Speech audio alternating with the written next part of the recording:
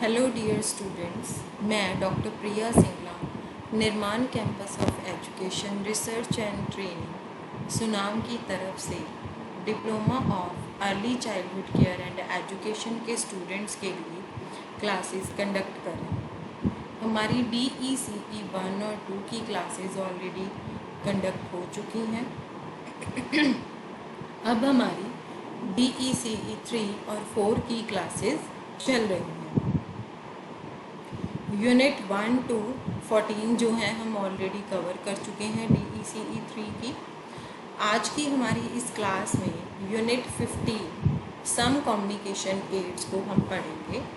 काफ़ी इसके पहले हम पढ़ चुके हैं क्या रोल है कम्युनिकेशन एड्स का, कम्युनिकेशन एड्स की इफ़ेक्टिवनेस क्या है, उसमें हम उसके कुछ करैक्टरिस्टिक्स पढ़ चुके हैं। प्रिंसिपल्स क्या हैं प्रेपरेशन के, क्यूज़ क्या हैं ताकि कम्युनिकेशन को एड्स को और इफ़ेक्टिव बनाया जा सके, क्या संकेत हैं इफ़ेक्टिव प्रेजेंटेशन के, इवैल्यूएशन क्या है एड्स की। उसके बाद है हमारे पास सम कॉमन कम्युनिकेशन एड्स। आज हम इसको पढ़ेंगे।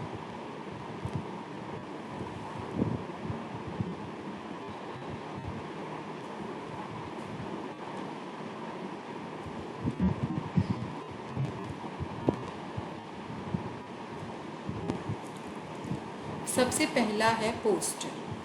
कहते जैसे कि आप जानते हैं कि एक पोस्टर को डिज़ाइन किया गया है ताकि किसी भी स्पेशल आइडिया की पब्लिक अनाउंसमेंट की जा सके।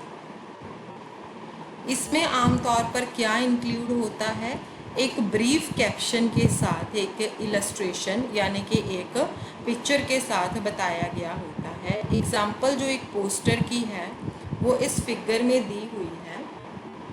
इसमें बच्चों में क्रिएटिविटी जो है एनकरेज की गई है।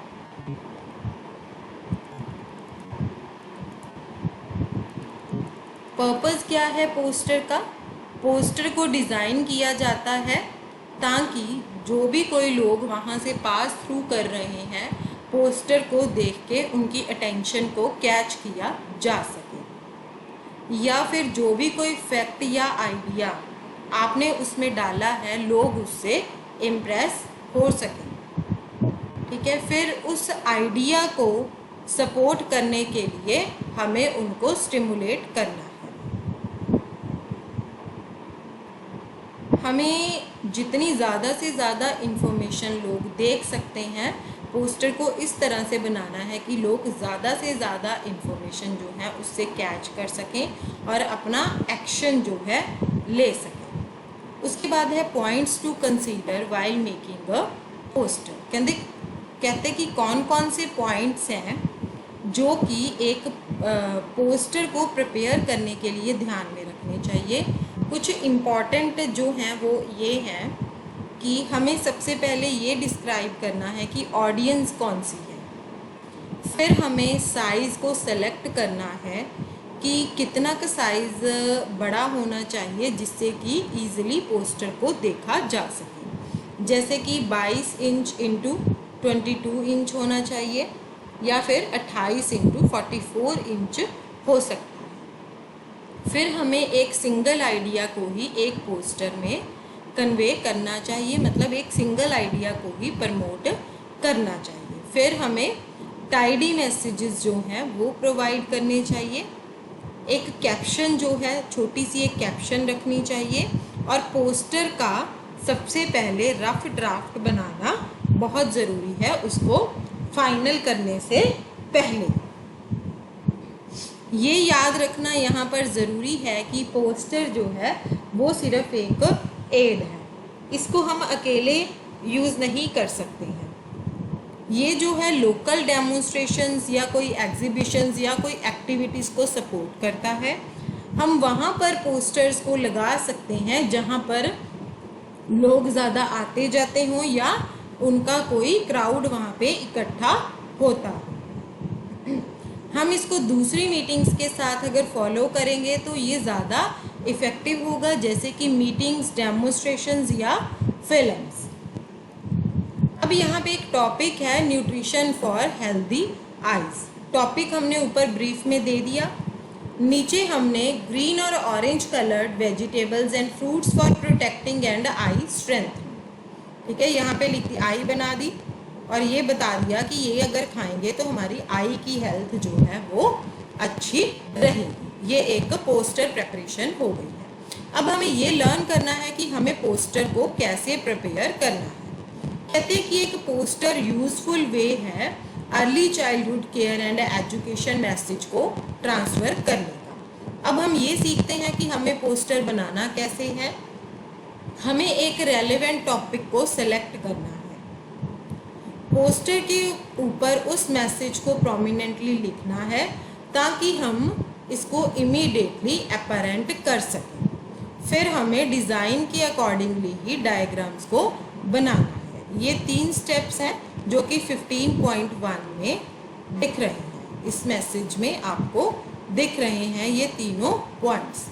सबसे पहले हमने ये एक रेलेवेंट टॉपिक सेलेक्ट कर लिया, दूसरा हमने ये मैसेज लिख दिया, तीसरा क्या है, हमने डायग्राम को बना दिया। उसके बाद नेक्स्ट है हमारा चार्ट्स।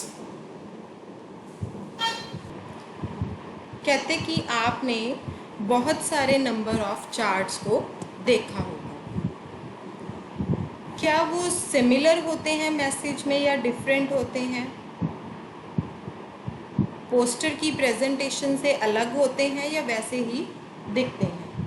जो चार्ट्स होते हैं वो रिलेशनशिप या किसी भी बदलाव की पिक्चर्स होती हैं।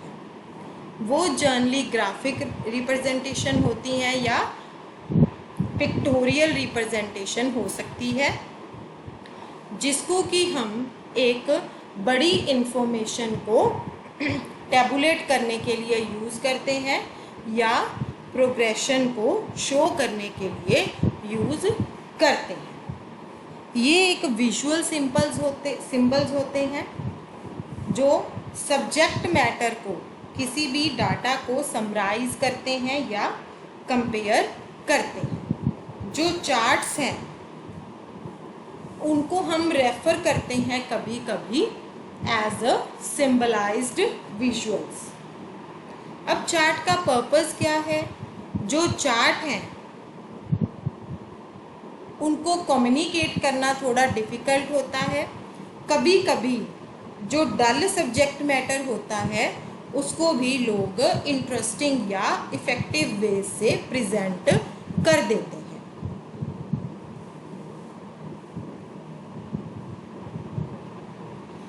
इसमें जो फैक्ट्स और फिगर्स होते हैं वो काफ़ी ज़्यादा क्लियर होते हैं और इंटर्निंग भी हो सकते हैं।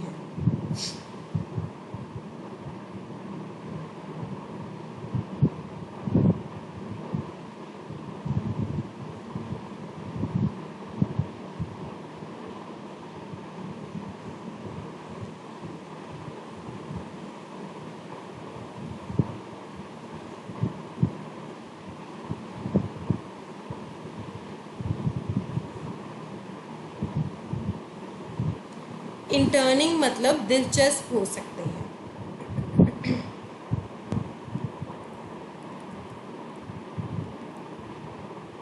वो जो पार्ट्स होते हैं उसमें चेंजेस को, साइज को और प्लेसमेंट को कंपेयर करते हैं और शो करते हैं। इसीलिए जो चार्ट्स होते हैं वो एक आइडिया को डेवलप करने में मदद करते हैं और एक टॉपिक की अंडरस्टैंडिंग को भी इम्प्रूव करने में मदद करते हैं। चार्ट्स के डिफरेंट पार्ट्स होते हैं। कहते कि बहुत ज़्यादा वैरायटी ऑफ चार्ट्स होते हैं। कई चार्ट्स ऐसे हैं जिसको कि हम कॉमनली यूज़ करते हैं। सबसे पहला है बार चार्ट। ये चार्ट बहुत ही कॉमन टाइप होती है। आपने कई बार बहुत सारी बुक्स में इसको देखा होगा या बहुत सारे इंटरनेट सोर्सेज पे आपने इसको देखा होगा। इसमें क्या होता है, बार्स की सीरीज बनती है मेजरिंग स्केल के साथ। मेनली वो बार्स को यूज़ किया जाता है डिफरेंट टाइम्स के ऊपर क्वांटिटीज़ को कंपेयर करने के लिए या डिफरेंट सर्कमस्टांसेस के अंडर उनको कंपेयर करने के लिए। एक जो बार चार्ट होता है वो 15.11 फिगर में बताया गया है। ये है एक बार चार्ट, ठीक है। इसमें ये एक्स एक्सिस होती है और ये वाई एक्सिस होती है, ठीक है। इसमें इन्होंने क्या किया है, MIG मतलब मिडिल इनकम, LIG मतलब लो इनकम ग्रुप, IL मतलब इंडस्ट्रियल लेबरर, ST मतलब स्लम ड्वेलर्स, RL मतलब रूरल। ये सबके ग्राफ जो हैं वो अलग अलग हैं, ठीक है। ये परसेंटेज बताई हुई है, यहाँ पर इन्होंने इनकम ग्रुप्स शो करे हैं और यहाँ पर परसेंट ऑफ इंडिविजुअल्स शो की हुई है। ये जो बनाई हैं ये बार ग्राफ होती है। इसके बाद है पाई चार्ट। पाई चार्ट क्या होता है, वो सर्कल की शेप में होता है। वो मेनली क्या शो करने के लिए यूज़ किया जाता है कि कैसे सारे पार्ट्स, कई पार्ट्स मिलके जो हैं वो होल पार्ट बनाते हैं। पाई चार्ट्स जनरली हम यूज़ करते हैं परसेंटेज और प्रपोर्शंस को शो करने के लिए। ये आपका पाई चार्ट है, ये सर्कल है। इसमें जैसे इन्होंने ये चीज़ सर्कल उसके लिए सीरियल्स के लिए यूज़ की है, ये पल्सेस के लिए यूज़ की है ना, और साथ में इन्होंने ये परसेंटेज दी हुई है। इसको बोलते हैं हम पाई चार्ट। आपने अपने स्कूल में भी इसके बारे में पढ़ा होगा। 15.12 फिगर में पाई चार्ट बताया गया है कि कैसे लोग जो हैं वो डिफरेंट फूड्स के ऊपर अपना एक्सपेंडिचर करते हैं। कितने परसेंट लोग जो हैं लो इनकम ग्रुप फैमिलीज में जो कि फूड के ऊपर अपनी इनकम का कितना परसेंट जो है वो खर्च करते हैं। टेबुलर चार्ट कहते ये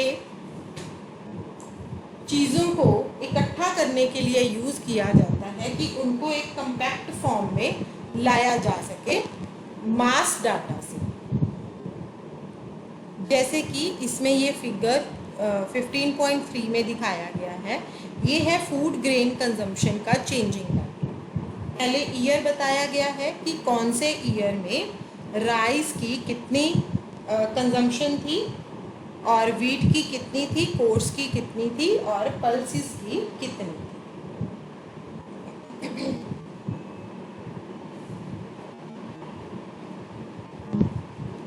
फिर उसी तरह से 1971 और 73 में कितनी थी सब चीज़ों की कंजम्पशन पर डे, 1981 टू 83 में कितनी कंजम्पशन थी, कितने ग्राम्स पर डे थी, 1991 टू 93 में कितने ग्राम्स थी हर किसी की कंजम्पशन। ये होता है टेबुलर चार्ट।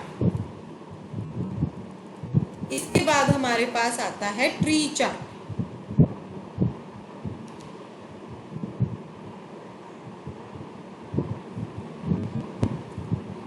कहते कि ट्री चार्ट किस लिए यूज़ होता है, डेवलपमेंट को शो करने के लिए यूज़ होता है। जब किसी भी स्कीम की ग्रोथ या प्रोग्राम की ग्रोथ दिखाने के लिए ट्री चार्ट को यूज़ किया जाता है। प्रोग्राम का ओरिजिन जो है वो भी ट्रीज़ के ट्रंक के ऊपर शो किया जाता है। बहुत सारी डेवलपमेंट्स या कोई सर्विसेज या कोई कंपोनेंट्स जो हैं उनको हम ट्रीज़ की ब्रांचेस की तरह रिप्रेजेंट कर सकते हैं। फिगर 15.14 जो है उसमें ट्री चार्ट दिखाया गया है। ये है हमारा ट्री चार्ट। इसमें integrated child development services scheme के कंपोनेंट्स हैं, जैसे कि जो मेन रूट होती है वहाँ पर जो मेन पेड़ की होती है उस पर ICDS लिखा गया है।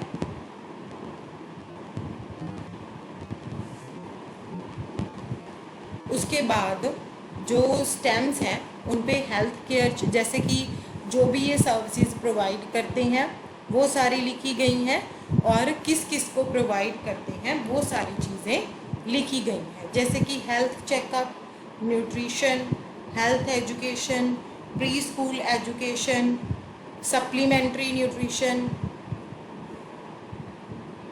फिर चिल्ड्रंस के लिए, वमेंस के लिए हो गया, लैक्टेटिंग वमेन के लिए हो गया, प्रेग्नेंट मदर्स के लिए हो गया। ये है हमारा ट्री चार्ट। इसके बाद हमारा आता है फ्लो चार्ट।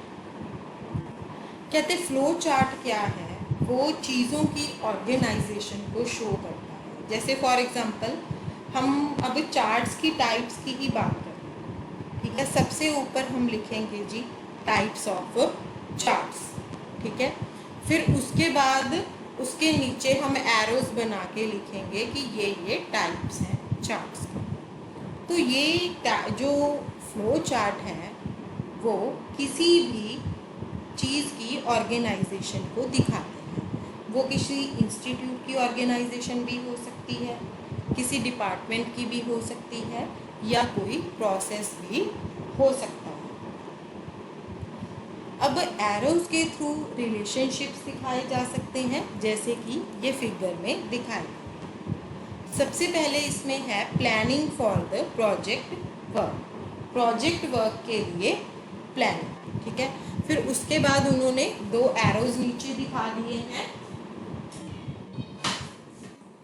ठीक है। फिर सबसे लिखा है कि पहले आप DECE 1 को थॉरली पढ़िए, असाइनमेंट्स को कंप्लीट करिए, प्रैक्टिकल वर्क जो कि DECE 1 से रिलेटेड है उसको आप कंप्लीट करिए।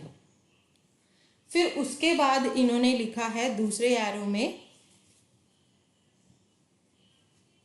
कहते कि क्या आपकी प्रेफरेंस के लिए आपको पूछा गया था, टाइम स्लॉट के लिए आपको पूछा गया था, ठीक है। फिर आगे क्या है, अगर यस आंसर है तो उसके लिए नीचे एरो का बताया गया है। देखिए अगर नो आंसर है तो उसके लिए अलग से बताया गया है। अगर यस आंसर है तो कहा है कि आप अपना टाइम स्लॉट आइडेंटिफाई कर लीजिए,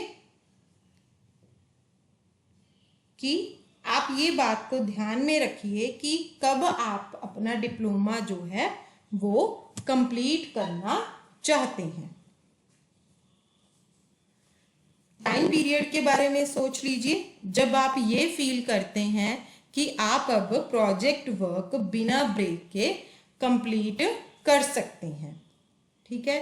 उसके बाद अगर किसी ने नो कहा है तो उनको कहिए कि आप अपने स्टडी सेंटर या रीजनल सेंटर से कांटेक्ट कर सकते हैं, ठीक है। अब एक और था,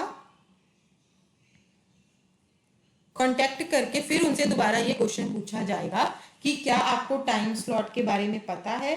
अगर उनका आंसर फिर से नो आता है फिर वही प्रोसेस को फॉलो किया जाएगा, ठीक है। अब जिनका आंसर यस था उनसे फिर आगे पूछा गया क्वेश्चन, फिर उसके बाद उनकी जो प्रेफरेंस थी टाइम स्लॉट की वो कोऑर्डिनेटर को या फिर रीजनल डायरेक्टर को इमीडिएटली भेजी गई। उसके बाद क्या है, कहते कि क्या आपको टाइम स्लॉट के बारे में इंफॉर्मेशन है कि प्री स्कूल और गाइड जो है आपको अलॉट किए जाते हैं जब आपको वहां पहुंचना होता है। फिर उसके बाद अगर किसी का यस आंसर आता है तो क्या करना है, हमने उनसे पूछना है कि क्या आपने गाइड से मिलने की कोशिश की अपना प्रोजेक्ट वर्क शुरू करने से पहले, ठीक है। अगर फिर उनसे बाद में पूछा जाएगा, अगर उनका आंसर नो है तो उनको फिर दोबारा सेम बात बोली जाएगी कि आप अपने कोऑर्डिनेटर या रीजनल सेंटर से कांटेक्ट करो। फिर दोबारा से उनको ये इंफॉर्मेशन पूछी जाएगी कि क्या आपने कोई प्री स्कूल में गाइड सेलेक्ट कर लिया है अपना, आप उनसे मिलके आए हो। फिर उसके बाद हमारा जो फर्स्ट उसका क्वेश्चन था कि आप DECE 1 को थॉरली पढ़ लीजिए, ठीक है। पढ़ने के बाद आप उनका असाइनमेंट कंप्लीट कीजिए और प्रैक्टिकल वर्क। ये डायरेक्टली लिंक करती है कि आप अपना प्रोजेक्ट वर्क स्टार्ट कर सकते हैं जब आपको टाइम अलॉट मिल चुका है। ये सारी ऑप्शंस का एंड होता है ये है आपका फ्लो चार्ट। ये एक प्रोसेस है जिसका फ्लो चार्ट बनाया गया है। उसके बाद नेक्स्ट अपना आता है चार्ट पिक्टोरियल चार्ट। इसमें क्या होता है कि एक पिक्चर दी गई होती है, ठीक है। इसमें व्यूअर को देखने के लिए एक पिक्चर दी गई होती है और वो एक रैपिड एसोसिएशन को क्रिएट करता है ग्राफिक्स को यूज करके, जैसे कि कोई कार्टून्स हैं या इलस्ट्रेशंस हैं। जो हर विजुअल सिंबल है वो क्वांटिटीज को इंडिकेट करता है। जैसे कि 15.16 में एक पिक्टोरियल चार्ट दिखाया गया है। इसमें है कि 7th 5-year प्लान 1985 to 90 का टारगेट दिखाया गया है। पिक्चर बनाई है इम्यूनाइजेशन और हेल्थ चेकअप की। फिर ये बताया है कि कितने मैन और वमेन को इसमें जो है कवर किया गया है 11.5 मिलियन को। फिर दूसरी पिक्चर है सप्लीमेंट्री न्यूट्रिशन की। फिर ये बताया गया है कि इसमें कितने लोगों को कवर किया गया है, 8 मिलियन को कवर किया गया है, ठीक है। फिर उसके बाद आती है प्री स्कूल एजुकेशन की पिक्चर। फिर इसमें बताया गया है कि आपने कितने उसमें कवर किए गए हैं 1985 to 19 5 सालों में 2.4 मिलियन लेडीज को कवर किया गया है और 4 जो हैं वो मेन को कवर किया गया है। उसके बाद है non formal education. Pre school education के लिए जो है 4 मिलियन बच्चों को किया गया है, 2.4 मिलियन लेडीज को किया गया है। ऊपर भी ऐसे ही है 11.5 मिलियन बच्चों को और सप्लीमेंट्री न्यूट्रिशन के लिए 8 मिलियन बच्चों को कवर किया गया है। नॉन फॉर्मल एजुकेशन में कितने लोगों को कवर किया गया है, 1 मिलियन चिल्ड्रन को और 1 मिलियन वमेन को उसमें कवर किया गया है। ये था आपका पिक्टोरियल चार्ट। इसके बाद हमारे पास आता है आपका पुल चार्ट। कहते इसमें बड़ी शीट के ऊपर रिटन मैसेजेस लिखे हुए होते हैं, ठीक है। एक लार्ज बड़ी सारी शीट होती है, उसके ऊपर मैसेजेस लिखे गए होते हैं। फुल चार्ट में क्या होता है, लार्ज शीट के ऊपर मैसेजेस को लिख लिया जाता है। फिर मैसेजेस को एक थिक पेपर की स्ट्रिप के साथ छुपा लिया जाता है।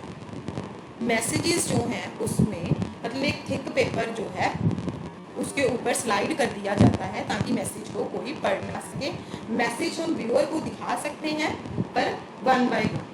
जब ज़रूरत हो आप एक मैसेज पहले उनको पढ़ा दीजिए स्ट्रिप को फुल करके, फिर दूसरे मैसेज को पढ़ा दीजिए स्ट्रिप को फुल करके और पहली जो है उसको आप कवर कर दीजिए।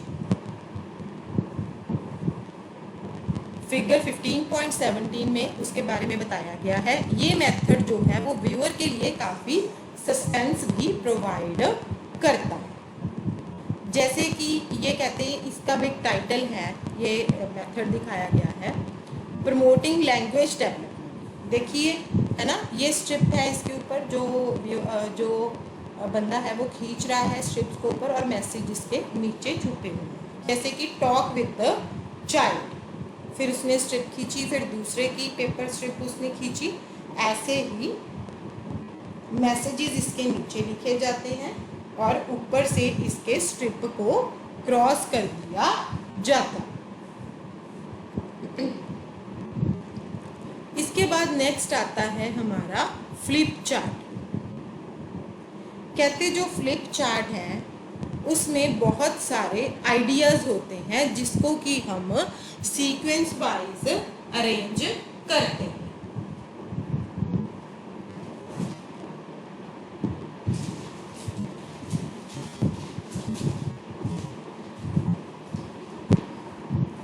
अब इसमें जो इंडिविजुअल चार्ट्स होते हैं उनको टैग किया जाता है और फिक्स किया जाता है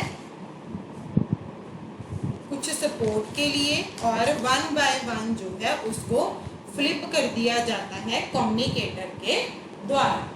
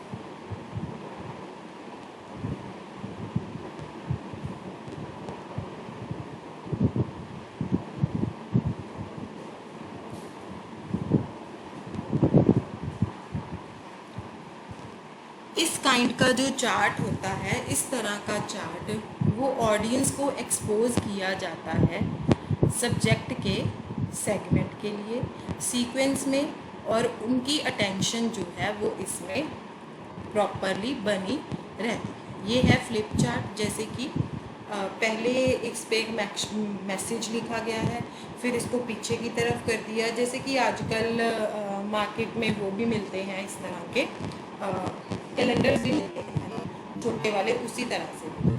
उसके बाद है ओवरले चार्ट। ओवरले चार्ट में बहुत सारी शीट्स होती हैं जिनको कि हम एक के ऊपर दूसरी कन्वीनियंटली रख देते हैं। हर एक इंडिविजुअल शीट के ऊपर पूरी पिक्चर का एक पार्ट जो है वो ड्रॉ किया होता है।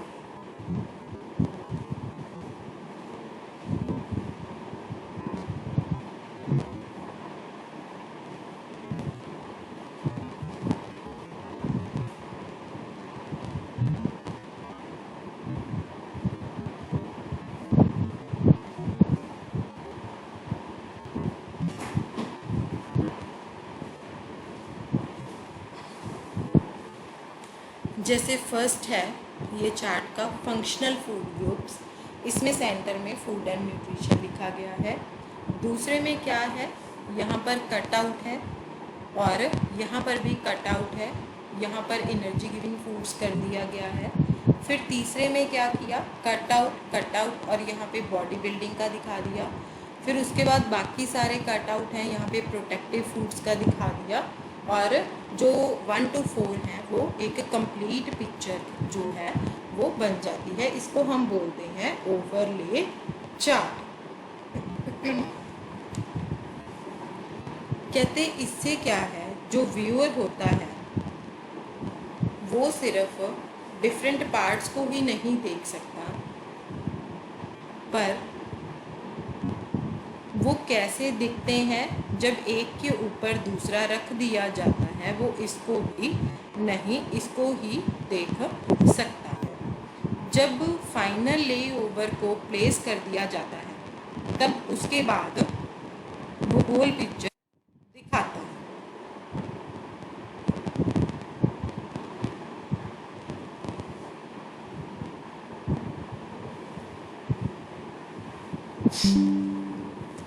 इस तरह की जो प्रेजेंटेशन होती है वो ड्रामेटिक होती है और इफ़ेक्टिव भी होती है। 15.19 जो ऊपर हमने फिगर देखी थी उससे आपको ओवरले चार्ट का आइडिया हो जाएगा। अब कौन से पॉइंट्स हैं जो हमें ध्यान में रखने हैं जब हम चार्ट को प्रिपेयर करते हैं। चार्ट को प्रिपेयर करने के लिए हमें कौन से पॉइंट्स ध्यान में रखने हैं। सबसे पहले हमें सिंपल रखना है, सिर्फ एक आइडिया डेवलप करना है और सिर्फ इम्पॉर्टेंट डिटेल्स को भी उसमें इंक्लूड करना है। फिर काफ़ी जो स्पेस है वो अलाउ करनी है हमें, ताकि हम लार्ज शीट्स या बोर्ड्स को यूज़ करके हमें बहुत सारी स्पेस जो है वो वहाँ पर अलाउ करनी है। हमें एक लॉजिकल ऑर्डर जो है वो प्रेजेंटेशन में रखना है। लार्ज से स्मॉल या फिर स्मॉल से लार्ज, कोई भी ऑर्डर आप रख सकते हैं। गुड प्रपोर्शन यूज़ करनी है, अच्छे सिंबल्स, वर्ड्स और कलर्स जो हैं वो यूज़ करने हैं ताकि चार्ट जो है वो अच्छे से एक्सप्लेन हो सके। हमें टाइटल्स देने हैं कीवर्ड्स के साथ और ये पक्का करना है कि वो रीडेबल हो, यानी कि वो पढ़ने के लायक।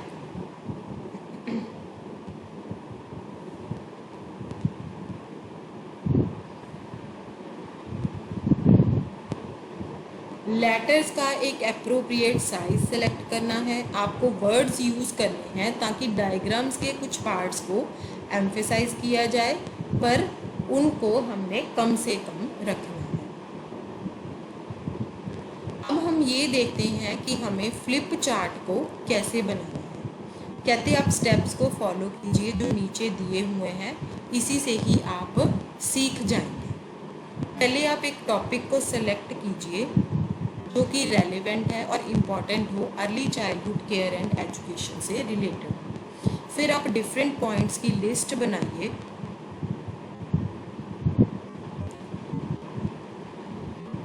कि जो आप लोगों को सेलेक्ट किए हुए टॉपिक के बारे में इफ़ेक्टिवली कम्युनिकेट करना चाहते हैं। फिर आप एक इंटरेस्टिंग स्टोरी को लिखिए या फिर टॉपिक के बारे में डिस्क्रिप्शन लिखिए जिसमें सारे पॉइंट्स को इंक्लूड किया गया हो जिसको कि बताने की ज़रूरत है। फिर हम स्टोरी को डिवाइड कर सकते हैं या डिस्क्रिप्शन को शॉर्ट या लॉजिकल सेगमेंट्स में डिवाइड करके इनको सीक्वेंस में अरेंज कर सकते हैं।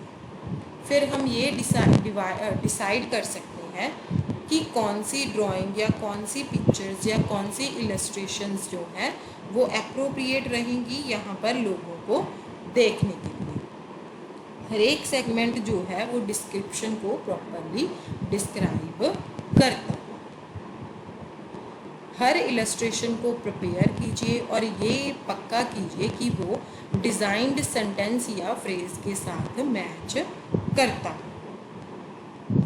मटेरियल को टेस्ट कीजिए। पहले टारगेट जो आपकी ऑडियंस है उसका छोटा सा सैंपल ले लीजिए, फिर आप मटेरियल को उनके ऊपर टेस्ट कर दीजिए एक्चुअल फ्लिप चार्ट को बनाने से पहले, ताकि आपका मैसेज जो है आप ये यकीनी कर सकें कि आपका जो मैसेज है वो बिल्कुल सही है, लोग उसको समझ भी सकेंगे।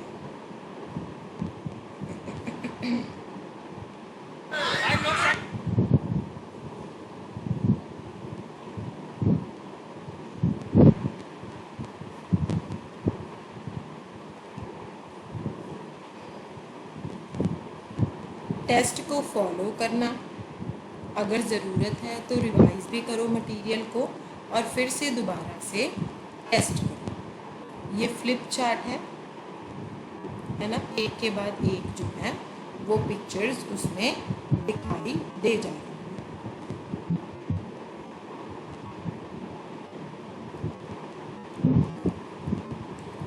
नेक्स्ट है कि हमें कोई भी हैवी पेपर को कट करना है या फिर हमें कार्डबोर्ड के पीसीस को कट करना है फ्लिप चार्ट के लिए एक डिज़ायर्ड साइज के।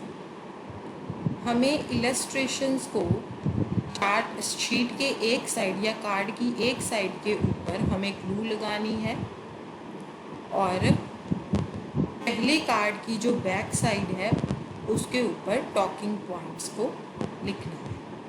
फिर हमें शीट की एक साइड को सिक्योर करना है कि जब हम आप फ्लिप करेंगे एक शीट के ऊपर दूसरी, तो जो इलस्ट्रेशंस हैं वो रिसीवर की तरफ उनका फेस हो और डिस्क्रिप्शन जो है वो भी उनकी तरफ उनका फेस हो। नंबर ऑफ़ शीट्स जो हैं वो 8 से 12 तक होनी चाहिए। जो सिंपल फ्लिप चार्ट है उसको हम 2 शीट्स में भी डिवाइड कर सकते हैं। While using the flip chart हमें कौन कौन से पॉइंट्स को ध्यान में रखना है, एक शीट एक ही टाइम पर हमें दिखानी है। जो इलस्ट्रेशंस हैं वो हमेशा ऑडियंस के फेस की तरफ होनी चाहिए। जो रिटन मैसेजेस हैं वो कम्युनिकेटर के फेस की तरफ होनी चाहिए। अगर कम्युनिकेटर एक्सप्लेन कर रहा है तो रिसीवर जो है चार्ट फ्लिप मतलब जो चार्ट है उसको फ्लिप करने के लिए बोल सकता है। इसके बाद है हमारा फ्लैश कार्ड्स।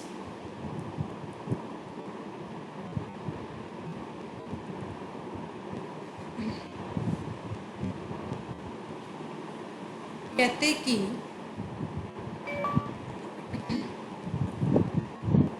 आप अवेयर हो सकते हैं कि जो फ्लैश कार्ड्स हैं वो एक ब्रीफ होते हैं विजुअल मैसेजेस का, जो कि कार्ड्स के ऊपर विजिबल होते हैं। यूजुअली जो फ्लैश कार्ड्स होते हैं वो थिक पेपर के बनते हैं या कार्डबोर्ड के या पोस्टर बोर्ड के, है ना। जो फ्लैश होते हैं ऑडियंस के सामने, ताकि प्रेजेंटेशन में जो भी कोई इम्पोर्टेंट पॉइंट्स हैं उसको एम्फेसाइज किया जा सके। फ्लैश कार्ड्स की एक एग्जांपल यहाँ पर नीचे दी गई है। ये है flash cards growth and development during infancy. ये अलग अलग फ्लैश कार्ड्स होते हैं। ये नंबर 1 फ्लैश कार्ड है, ठीक है। फिर इसके ऊपर जो मैसेज है वो इसकी बैक साइड पे लिखा जाता है। इसी तरह से ये सेट बनता है पूरा फ्लैश कार्ड्स का। कहते आप को ये यकीनी बनाना है कि कैसे फ्लैश कार्ड्स को बनाना है। थोड़ी सी हैंडी गाइडलाइंस दी गई हैं जिनको आप केयरफुली पढ़ सकते हैं और एक सेट को बनाने की ट्राई भी कर सकते हैं। गाइडलाइंस क्या है प्रिपरेशन के लिए?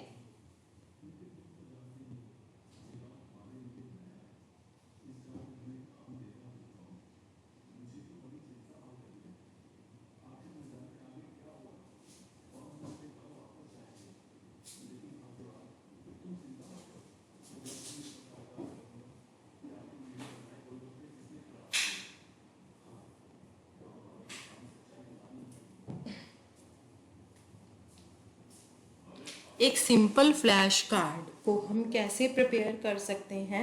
मे बी हम राइटिंग, प्रिंटिंग या ड्राइंग करके एक थिक पेपर या कार्डबोर्ड प्लेन शीट लेके हम उसके ऊपर राइटिंग, प्रिंटिंग या फिर ड्राइंग कर सकते हैं। जो फ्लैश कार्ड्स होते हैं और जो पिक्चर्स होती हैं वो इतनी तो बड़ी होनी चाहिए ताकि दिखने में उसकी विजिबिलिटी बिल्कुल सही हो। रिकमेंडेड साइज क्या है? 22 इंटू 28 इंच होना चाहिए या फिर 11 इंटू 14 इंच होना चाहिए। लार्ज के लिए 22 इंटू 28 इंच होना चाहिए और स्मॉल के लिए जो है वो स्मॉल ग्रुप के लिए 11 इंटू 14 इंच भी हो सकता है। कलर भी इस तरह का होना चाहिए कि लोग उनकी तरफ अट्रैक्ट हो जाएं। वर्डिंग जो है वो ब्रीफ होनी चाहिए। अब जो लेटरिंग है मतलब जो लिखा हुआ होना चाहिए वो इतना बड़ा होना चाहिए कि ग्रुप के लिए पढ़ना उसको इजी हो जाए। फ्लैश कार्ड्स कितने नंबर होने चाहिए? 10 से 12 एक सेट में होने चाहिए। अब हम ये रीड आउट करेंगे कि हमें फ्लैश कार्ड्स को कैसे बनाना है। How to make a set of flash cards. कहते सबसे पहले आप early childhood care and education से रिलेटेड कोई टॉपिक को सिलेक्ट कर लीजिए। फिर आप डिफरेंट पॉइंट्स को लिस्ट डाउन कर लीजिए जो टॉपिक के बारे में आप लोगों को बताना चाहते हैं। फिर एक इंटरेस्टिंग स्टोरी लिखिए या टॉपिक के बारे में डिस्क्रिप्शन लिखिए। फिर इस स्टोरी या डिस्क्रिप्शन को छोटे छोटे लॉजिकल सेगमेंट्स में बांट लीजिए और सीक्वेंस में लिख लीजिए। फिर आप पिक्चर्स या अगर पिक्चर्स यूज़ कर रहे हैं उसको सेलेक्ट कीजिए, अगर ड्राइंग्स तो उसको फिर पिक्चर्स को कट आउट कर लीजिए, ठीक है। हर सेगमेंट के लिए जो भी कोई पिक्चर या ड्राइंग आप बनाना चाहते हैं या कटआउट्स लगाना चाहते हैं वो आप सेलेक्ट कर लीजिए। फिर हर कार्ड को प्लान के अकॉर्डिंगली प्रिपेयर कर लीजिए, ठीक है। अगर आप ड्रॉ करना चाहते हैं तो पिक्चर ड्रॉ कर सकते हैं, पेंट करना है तो पेंट कर सकते हैं, पिक्चर्स को फिक्स करना चाहते हैं तो आप फिक्स भी कर सकते हैं। फिर आप जो पहले वाला कार्ड है उसकी बैक साइड के ऊपर उस कार्ड के बारे में लिख सकते हैं जो कि आप अभी रिसीवर्स को दिखा रहे हैं।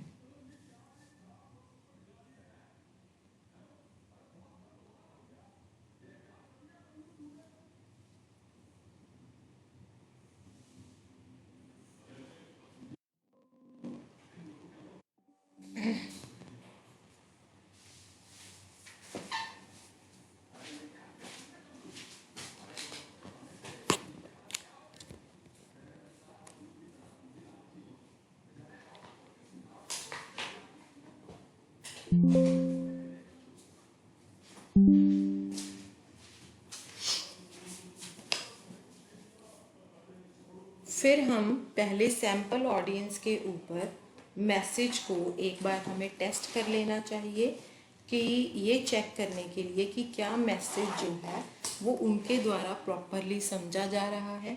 फिर हम मटेरियल को रिवाइज कर सकते हैं अगर ज़रूरी हो। सिर्फ यही जानना यहाँ पर इतना इम्पॉर्टेंट नहीं है कि फ्लैश कार्ड्स को कैसे बनाना है, बट ये भी इम्पॉर्टेंट है जानना कि उसको यूज़ कैसे करना है ना। तो अब हम इस एस्पेक्ट के बारे में बात करेंगे कि हमें फ्लैश कार्ड्स को यूज़ कैसे करना है। पहले तो कहते कि फ्लैश कार्ड्स को आप उसके प्रॉपर ऑर्डर में लगा लीजिए।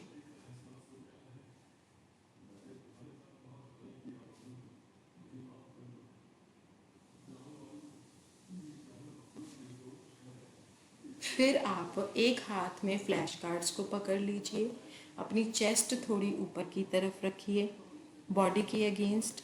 अगर आपके कार्ड्स जो हैं वो छोटे हैं, अगर आपके कार्ड्स बड़े हैं तो आप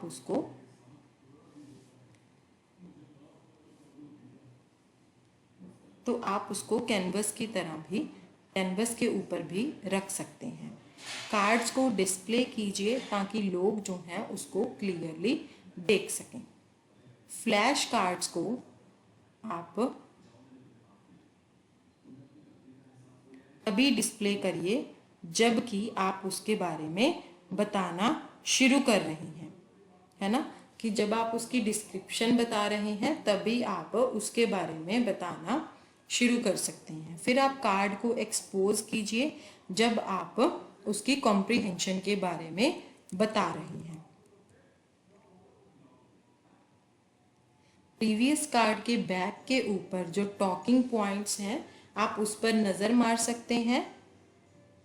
ठीक है, जैसे ही आप जो कार्ड एक्सपोज करते हैं, फिर फ्रंट कार्ड को आप स्लिप करके बिल्कुल बैक पे सेट के लेके जा सकते हैं ताकि नया जो कार्ड है वो सारे रिसीवर्स के सामने आ जाए। फिर जब कमेंट्री आपकी कंप्लीट हो जाती है फिर आप उनको बुलेटिन बोर्ड के ऊपर सारे कार्ड्स को डिस्प्ले कर सकते हैं या जो ऑडियंस इंटरेस्टेड है उनको पास ऑन भी कर सकते हैं। अब कौन से पॉइंट्स हैं जो हमें प्रेजेंटेशन के ड्यूरिंग याद रखने हैं। सबसे पहले जो ऑडियंस का साइज़ है वो लिमिटेड होना चाहिए, मोस्टली 30 से बिलो होना चाहिए।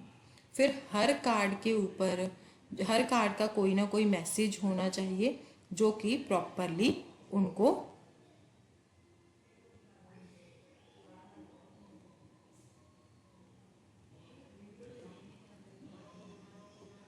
आप बता रहे हैं, मतलब जब आप उनको कार्ड दिखा रहे हैं तो मैसेज जो आपने क्या देना है वो आपको पता होना बहुत ज़रूरी है। मैसेज को बताने के लिए आप अच्छे गेस्चर्स और एक्सप्रेशंस को यूज़ करिए, ठीक है, और सिंपल वर्ड्स को यूज़ करिए।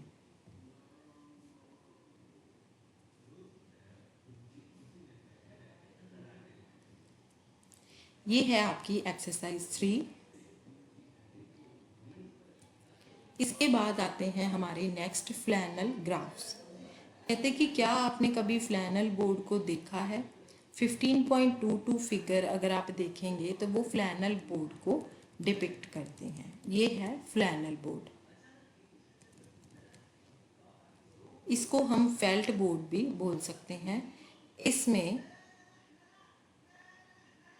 जो बैक होती है वो फेल्ट मटेरियल की फेल्ट मटेरियल के साथ एक साइड से कवर होती है और काफ़ी ज़्यादा स्टिफ होती है। फ्लैनल ग्राफ कोई ग्राफिक मटेरियल होता है जो कि फ्लैनल बोर्ड के ऊपर प्रेजेंट किया जाता है। फ्लैनल ग्राफ जो है वो एक प्रिंसिपल के ऊपर काम करता है कि एक रफ टेक्सचर्ड क्लोथ का एक पीस जो है उसके ऊपर चिपका दिया जाएगा, ठीक है, और या फिर दूसरे के साथ स्टिक कर दिया जाएगा। अब जो बैकिंग मटेरियल है वो वॉल बोर्ड भी हो सकता है, मैसोनाइट भी हो सकता है, प्लाईवुड भी हो सकता है, सॉफ्टवुड भी हो सकता है और हैवी कार्डबोर्ड भी हो सकता है। अब जो रफ टेक्सचर्ड मटेरियल है उसमें हम क्या यूज़ करेंगे? कॉटन, फ्लैनल, खादी या फेल्ट को यूज़ कर सकते हैं। जब फ्लैनल ग्राफ को हम रफ टेक्सचर्ड क्लोथ्स के पीछे लगाते हैं या सैंड पेपर के ऊपर, तो वो फ्लैनल बोर्ड से स्टिक हो जाते हैं और वैसे ही रहते हैं, चाहे आप उनको रिमूव जब तक नहीं कर देते हैं। अब ये फ्लैनल बोर्ड है, इसमें ऊपर हेडिंग है factors affecting nutritional status. Centre में आपने न्यूट्रिशनल स्टेटस का टैग लगा दिया, उसके बाद इनकम, एजुकेशन,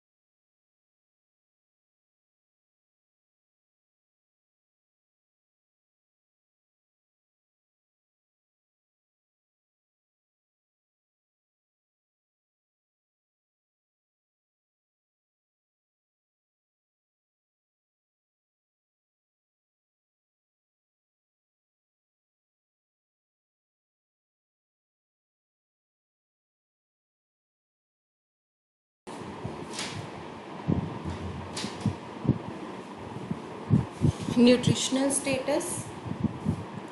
उसके बाद कौन कौन से फैक्टर्स हैं जो न्यूट्रिशनल स्टेटस को अफेक्ट करते हैं?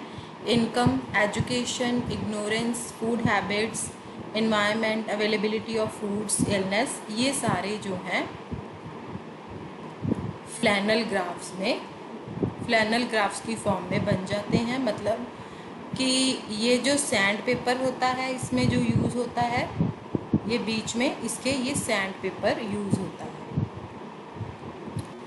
अब फ्लैनल बोर्ड की टाइप्स क्या हैं? डिफरेंट फ्लैनल बोर्ड जो हैं वो फिक्स भी हो सकते हैं, फोल्डेड भी हो सकते हैं, रोल्ड अप भी हो सकते हैं और इन सब का कॉम्बिनेशन भी हो सकता है। इनमें से कोई भी फ्लैनल ग्राफ्स जो हैं वो रफ टेक्सचर्ड मटेरियल को यूज़ करके ही बन सकते हैं। फ़ोटोज़ की बैक साइड के ऊपर, इलस्ट्रेशंस की बैक साइड के ऊपर, लेटर्ड मटेरियल्स या ड्राइंग्स की बैक साइड के ऊपर। फ्लैनल ग्राफ्स के क्या एडवांटेजेस हैं? कहते फ्लैनल ग्राफ्स में कैपेसिटी होती है किसी भी स्टोरी को स्टेप बाय स्टेप बिल्डअप करने की। फ्लैनल ग्राफ्स जो हैं वो सस्पेंस को क्रिएट कर सकते हैं। एक इंसान जो है वो एक इंटरेस्टिंग पीसीस को बोर्ड के ऊपर प्लेस कर सकता है और ऑडियंस को इस अचंभे में रख सकता है कि स्टोरी जो है वो कब कैसे एंड होगी। अब हम ये पढ़ते हैं कि फ्लैनल बोर्ड या ग्राफ को कैसे बनाया जाए। गाइडलाइंस क्या हैं उसको प्रिपेयर करने के लिए और फ्लैनल बोर्ड को प्रेजेंट करने के लिए। सबसे पहला स्टेप है फ्लैनल ग्राफ्स को बनाने का कि फ्लैनल बोर्ड को प्रिपेयर करो। वो कैसे करना है वो हम पहले सीख लेते हैं। पहले हमें एक फ्रेम लेना है।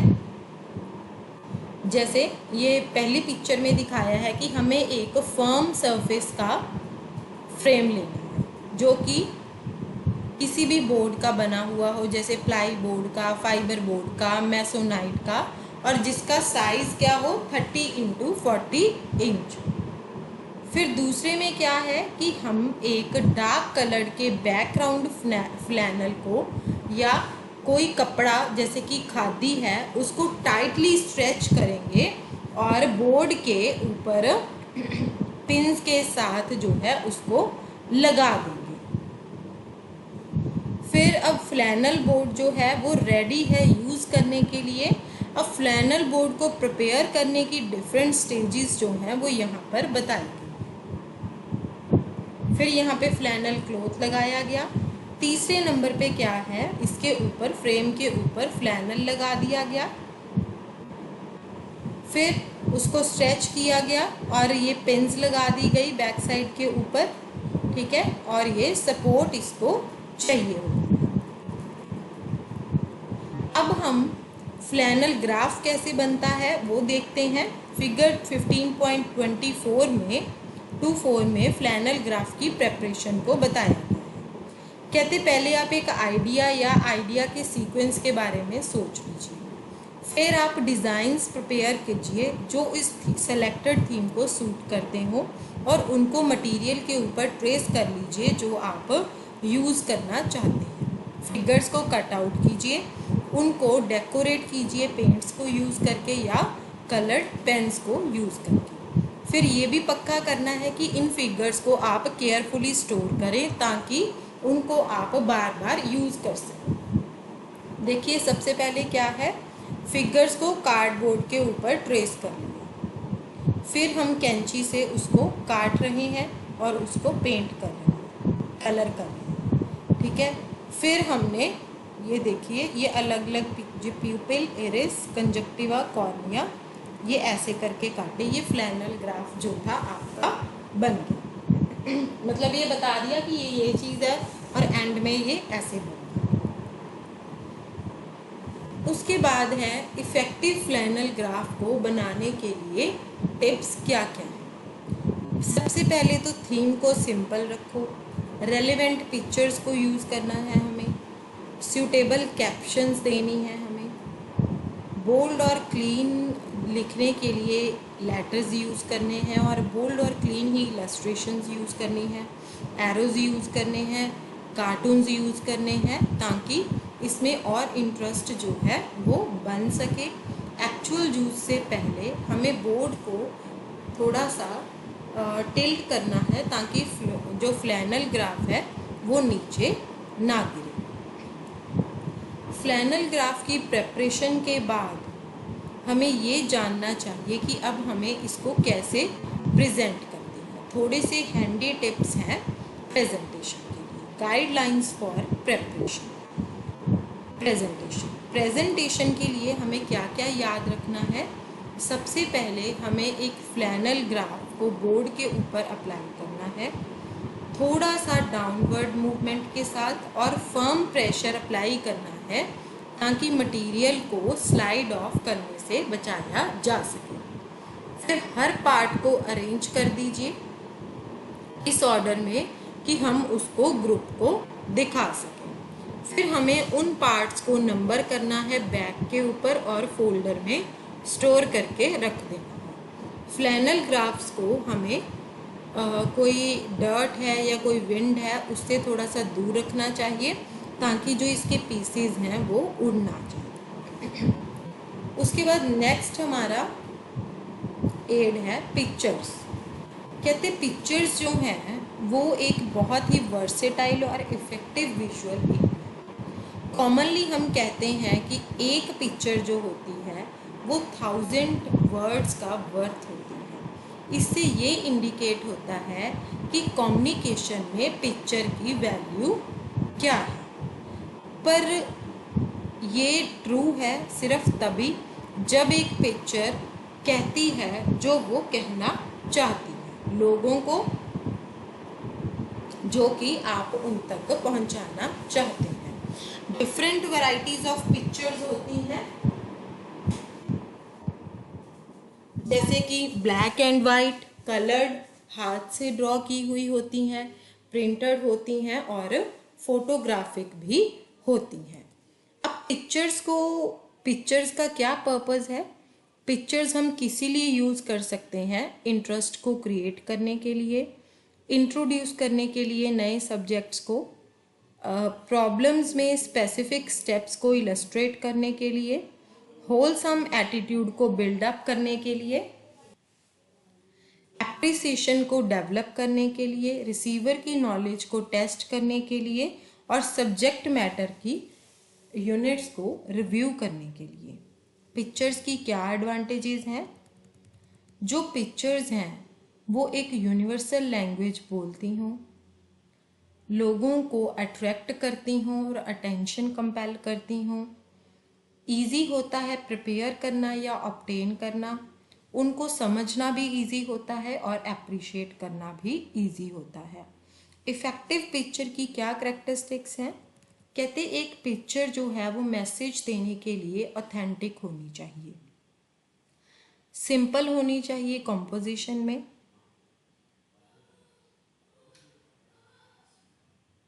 जो उसकी प्रेजेंटेशन आपको करनी है उसका जो साइज़ है वो इस तरह का होना चाहिए कि ऑडियंस को प्रॉपरली विजिबल हो, वो एक रियलिस्टिक एक्शन को शो करती हो, अट्रैक्टिव भी हो सकती है बट सेम टाइम पे नेचुरल और इंफॉर्मेटिव भी हो सकती है, ब्लैमिशेस से फ्री होनी चाहिए, कोई सपोर्ट कोई स्क्रैच कुछ भी नहीं होना चाहिए और मैकेनिकल क्वालिटी जो है वो अच्छी होनी चाहिए।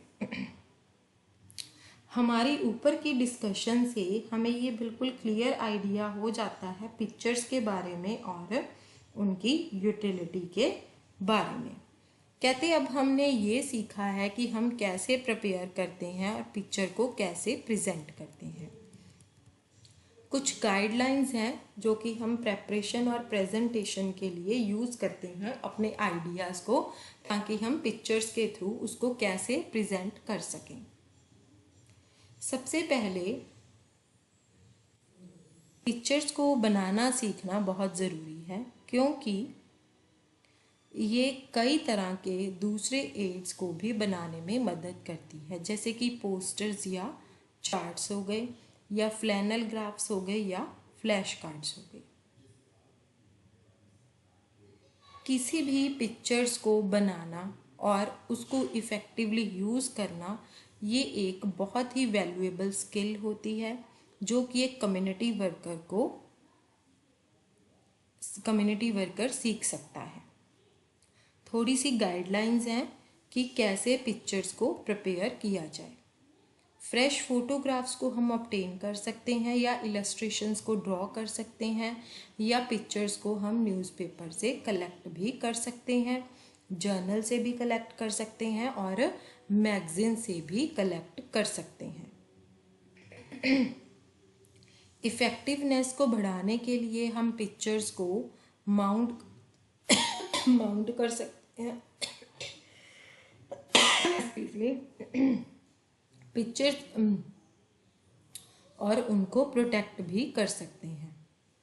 पिक्चर्स को नेसेसरी कैप्शंस देने चाहिए, लेबल करना चाहिए, फिर उनको फाइल में डाल के रख लेना चाहिए। अब हम थोड़े से इम्पॉर्टेंट एस्पेक्ट्स को देखेंगे जो हमें दिमाग में रखने हैं जब हम पिक्चर्स के थ्रू आइडियाज़ को प्रेजेंट कर रहे हैं। आप कई बार जो ड्राइंग होती है वो कई बार लोगों को कंफ्यूज कर देती है। पिक्चर जो है वो लोगों को डिफरेंट चीज़ें भी बता सकती है। जैसे कि 15.25 फिगर में दिखाया गया है, एक रियल चीज़ को दिखाना ड्राइंग से ज़्यादा बेटर होता है। जैसे कि इससे food for health, rice, dal, milk, tomato, chicken, I have not seen such big grains of dal and rice, एक लेडी कहती है। दूसरी कहती है कि ये कैन में कैरोसिन है। कहते हैं कि वे बॉटल जो है वो वाइट क्यों है कलर में। मतलब ये ड्राइंग जो है वो कंफ्यूजिंग हो सकती है। अगर हम असली की पिक्चर्स दिखाएंगे, असली की चीज़ें दिखाएंगे तो वो ज़्यादा अच्छी होती हैं। कहते ऑलमोस्ट हर कोई जो है वो ड्रॉ करना सीख सकता है, बट इसके लिए बहुत ही ध्यान देने की ज़रूरत है और बहुत ही ज़्यादा प्रैक्टिस की ज़रूरत होती है। ड्राइंग के कई स्टाइल्स जो हैं वो 15.26 फिगर में डिपिक्ट करते हैं। ये देखिए 15.26 में ड्राइंग के डिफरेंट स्टाइल्स दिखाए गए हैं। ये है शेडर ड्राइंग, ये है लाइन की ड्राइंग और ये है स्टाइलाइज्ड ड्राइंग, है ना। तो ये ड्राइंग्स जो हैं वो काफ़ी कंफ्यूजन क्रिएट कर सकती हैं। अब कई टिप्स हैं जो हमें याद रखने हैं जब हम कोई इंडिविजुअल्स को ड्रॉ कर रहे हैं। ये फिगर 15.27 में बताया गया है। कहते जब आप लोगों को ड्रॉ कर रहे हैं तो उनकी मसल्स और बोन्स को याद रखना है। इससे क्या है, आपको बॉडी ड्रॉ करने में हेल्प मिलेगी। सबसे पहले नेक्ड बॉडी और फिर कपड़ों वाली बॉडी ऐसे ड्रॉ करनी है, ठीक है। फिर आप सबसे पहले बच्चे का फेस ड्रॉ कर सकते हैं, आईज टू नोज और नोज टू चिन, ठीक है। ये अडल्ट का फेस आप ड्रॉ कर सकते हैं। फिर उसके बाद फेस के फीचर्स हैं, फेस के एक्सप्रेशंस हैं, है ना। और ये क्या है, थोड़ी सी गाइडलाइंस हैं जो आपको इंडिविजुअल्स को ड्रॉ करते वक्त ध्यान में रखनी है। जैसे कि ये 1 साल का बच्चा है, 4.5 साल मतलब 4 हेड्स तक आता है, और 2 साल का बच्चा जो है वो 4.5 तक आता है। जो 4 से 5 साल का बच्चा है वो 5.5 हेड्स तक आ रहा है, और 6 से 7 साल का बच्चा वो 6.5 हेड्स तक आ रहा है। नेक्स्ट है हमारा कार्टून्स एंड ड्राइंग्स। कहते कि जहाँ तक हो सके एक इंसान को जब पिक्चर ड्रॉ करनी है तो वो रियल पिक्चर ही ड्रॉ करे, या वो कार्टून फिगर्स को यूज़ करना चाहिए। कार्टून फिगर्स जो हैं वो इलस्ट्रेशंस के लिए यूज़ नहीं हो सकती हैं, जिसमें प्रिसाइज डिटेल्स इम्पॉर्टेंट होती हैं। 15.28 कहते जब आप कार्टून्स को यूज़ करते हैं या आप लोगों को रियल में बनाते हैं, cartoon here is meant for raising consciousness with reference to unequal access to food and resultant consequences। ये देखिए, ये कार्टून्स और ड्राइंग्स हैं। swollen moon face, colorless hair, miserable stops growing, thin upper arms, swollen hands and feet, sores and peeling skin, kwashiorkor from not eating enough protein। उसके बाद next है हमारा models. कहते हम में से हर कोई जो है उसने कोई ना कोई मॉडल ज़रूर देखा होगा, या साइंस लेबॉर्ट्री में हमारे स्कूल्स में, जैसे कि ह्यूमन आई का मॉडल हो गया या ब्रेन का मॉडल हो गया। जैसे कि हम सब अवेयर हैं, जो मॉडल्स होते हैं वो रियल ऑब्जेक्ट के रेप्लिका होते हैं और कई चीज़ों की स्केल्ड रिप्रेजेंटेशन होते हैं। इन सबको हम 3 डायमेंशनल विजुअल्स भी बोलते हैं। ये स्मॉलर भी हो सकते हैं और लार्जर भी हो सकते हैं, आम लाइफ साइज थिंग से जो रिप्रेजेंट की जाती हैं। अब मॉडल्स की टाइप्स कौन कौन सी हैं? बहुत सारी टाइप्स हैं। सबसे पहले है स्केल मॉडल। ये क्या है?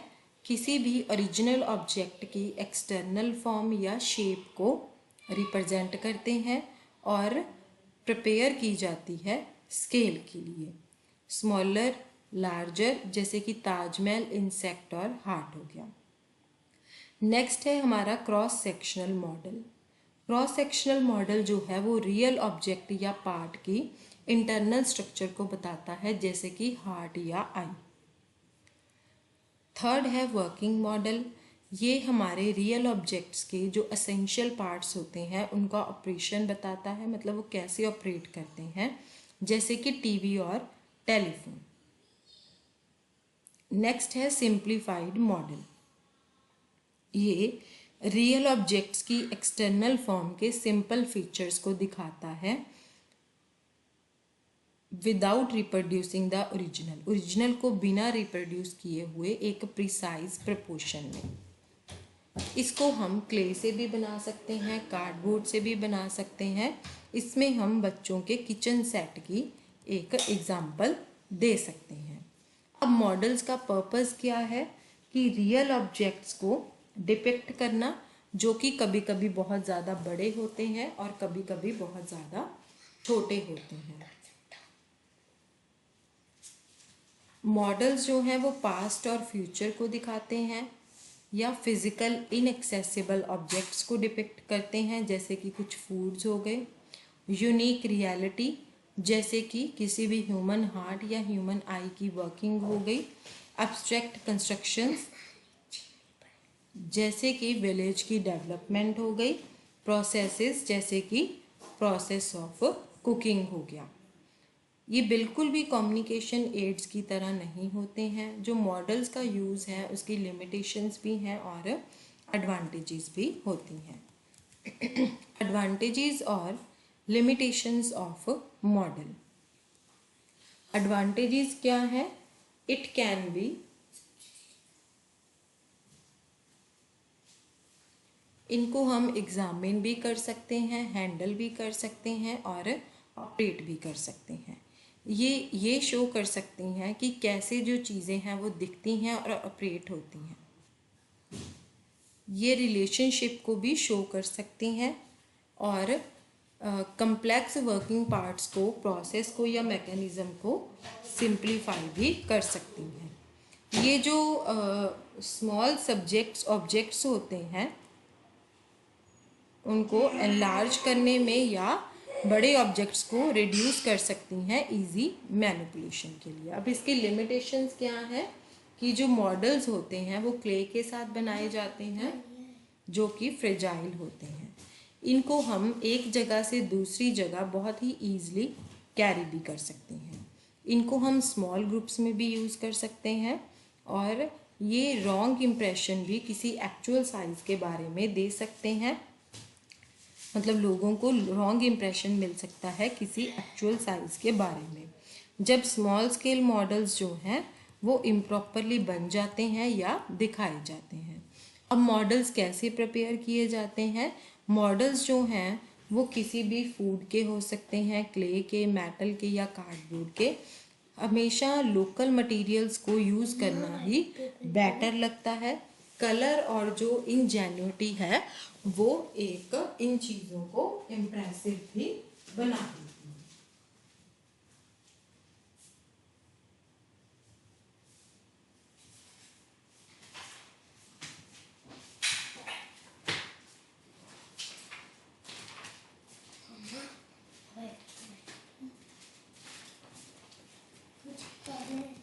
इसके बाद है हमारी एक्सरसाइज 4। इसके बाद है हमारी समरी और ये आपकी एक्सरसाइज 1 और 2 के 3, 4 के क्वेश्चंस के आंसर।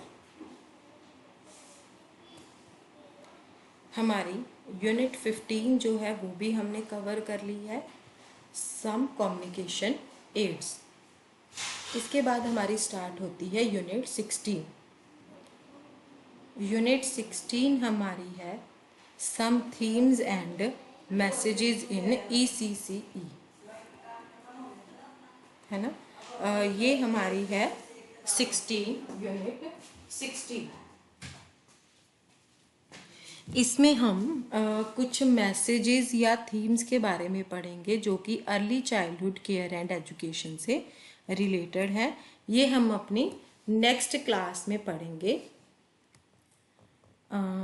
यूनिट 1 टू यूनिट 15 हमारी DECE 3 की अब कवर हो चुकी हैं और ये सारी वीडियोस जो हैं आपको निर्माण कैंपस के YouTube चैनल पर मिल जाएंगी। आप अगर कोई स्टूडेंट जो है वो क्लास को नहीं अटेंड कर पाया है तो उसको यहाँ से वो कभी भी वीडियो को देख सकता है, चैप्टर को रीड आउट कर सकता है। आज की क्लास हम यहीं पर ही ओवर कर देते हैं। Thank you dear students.